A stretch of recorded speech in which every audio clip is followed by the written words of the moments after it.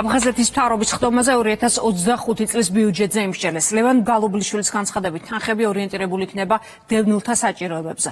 აფხაზეთის მთავრობის აპარატში მოქალაქეებისთვის ცხელი ხაზით ამოქმედ და კითხვების შემთხვევაში ადამიანები 153-ზე დარეკავენ, სადაც მათ ინფორმაციას მიეწოდებენ. ჩვენ დავგეგმეთ ბიუჯეტი, ჩვენთვის მნიშვნელოვანია, რომ თითოეულმა დროებით დევნილმა მოსახლეობამ იცოდეს თუ რა მიმართულებით იხარჯება მათი თანხები.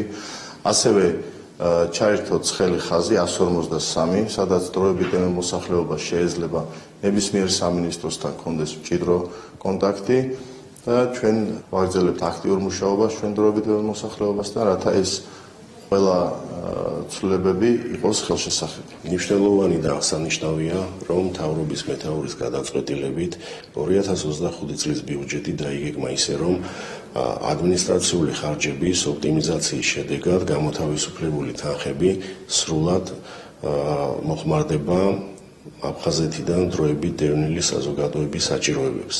ამავე მიმართულებით დაიგეგმა და გაიწერა ყველა ის პროექტი და პროგრამა, რომელსაც თავაზობს ჩვენი მთავრობა აფხაზეთიდან დროებით დევნილ მოსახლეობას.